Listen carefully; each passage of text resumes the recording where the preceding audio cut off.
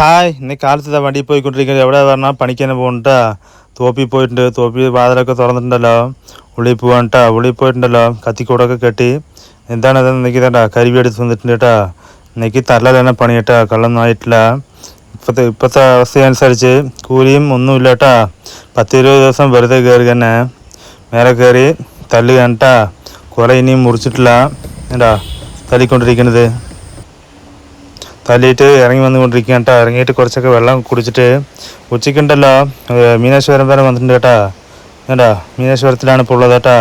ഇത് അപ്പു വൈഫ് നിൽക്കുന്നു കേട്ടാ. മീനാശ്വരം എന്തിനു വന്നറിയില്ല.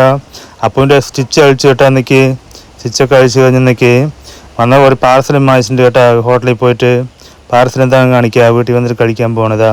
സൂപ്പറായി പൊറോട്ട വാങ്ങിച്ചിട്ടുണ്ട് കേട്ടാ. 2 പൊറോട്ട ഞാൻ എടുത്തിട്ടുണ്ട്. അവർക്ക് എല്ലാവർക്കും ഉണ്ട് കേട്ടാ. ഇതാ പൊറോട്ട പിച്ചിടുക കേട്ടാ. പീസായിട്ട് ചാറ് ഇതാ നന്നായി കുലുക്കിയിട്ട് അഴിച്ച് ഒഴിക്കുക കേട്ടാ. മറ്റേ വെജിറ്റബിൾ ചാറ് തന്നെയാണ്, കുറുമയാണ്, ഇറച്ചാറൊന്നുമല്ല. സൂപ്പറായി ഒഴിച്ചിട്ടുണ്ടല്ലോ. പിന്നെ മസാല ഓംപ്ലേറ്റിന് വരാം ഡബിൾ ഓഫ് ഉണ്ടായിട്ടുണ്ട് കേട്ടാ. കുറച്ച് പൊറോട്ടൻ്റെ എല്ലാം പിച്ച് ചാറിൽ മുക്കി കഴിച്ചിട്ടുണ്ടല്ലോ. ഓഫ് ആയിട്ടുണ്ടല്ലോ. അങ്ങനെ എടുത്ത് ആ ഒരു പീസ് ഉണ്ടല്ലോ, മഞ്ഞ പീസ് അങ്ങനെ വായൻ്റെ ഉള്ളിൽ ഇട്ട് അടിപൊളി ടേസ്റ്റ് ആയിരിക്കും. അറിയുമോ? നിങ്ങളിതുപോലെ ഓഫ് ഓയിലൊക്കെ അടിപൊളിയായിട്ട് വീട്ടിലൊക്കെ ഉണ്ടാക്കി കഴിക്കുമോ അറിയണം.